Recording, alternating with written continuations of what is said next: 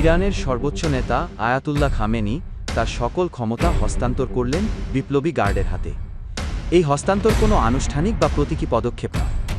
এর মানে বিপ্লবী গার্ড এখন ইরানের জাতীয় নিরাপত্তা, পরমাণু কর্মসূচি কিংবা বড় আকারের সামরিক অভিযানের সিদ্ধান্ত নিতে পারবে সরাসরি, সর্বোচ্চ নেতার অনুমতি বা ফতোয়া ছাড়াই। এটি ইরানের ক্ষমতার কাঠামোয় এক আমূল পরিবর্তন। এই পদক্ষেপে ইঙ্গিত পাওয়া যাচ্ছে খামেনির হঠাৎ মৃত্যু বা অপসারণের ঘটনা ঘটলেও ইরানের রাষ্ট্রীয় কাঠামো অচল হবে না।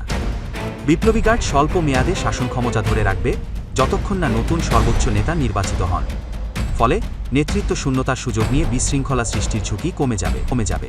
ইরান কার্যত এখন একটি আধ্যাত্মিকভাবে সমর্থিত সামরিক রাষ্ট্রের রূপ নিচ্ছে, বিশেষ করে ইসরায়েলের সঙ্গে চলমান সংঘাতের প্রেক্ষাপটে।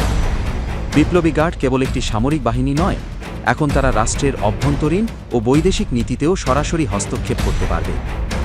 এই সিদ্ধান্ত একটি জাতীয় নিরাপত্তা সংকট বা সর্বোচ্চ নেতার জীবনের জন্য বাস্তব হুমকির প্রেক্ষাপটে নেওয়া হয়েছে। এটি সংস্কারপন্থী বা পশ্চিম ঘেঁষা রাজনীতিবিদদের ক্ষমতা গ্রহণের সম্ভাবনাও রুদ্ধ করতে পারে। বিশেষ করে আমেরিকা ও ইসরায়েলের প্রতি একটি স্পষ্ট বার্তা। যদি খামেনিকে হত্যাও করা হয়, তবুও ইরান থেমে যাবে না, বরং তখন সবচেয়ে কঠোর বিপ্লব নির্ভর শক্তি রাষ্ট্র পরিচালনায় উঠে আসবে। এখন থেকে ইরানের সামরিক পদক্ষেপ কেবল প্রতিক্রিয়া নয়, বরং একটি সুসংগঠিত ও পূর্ব পরিকল্পিত কৌশলের অংশ হয়ে উঠবে। সিদ্ধান্ত হবে দ্রুত, সুনির্দিষ্ট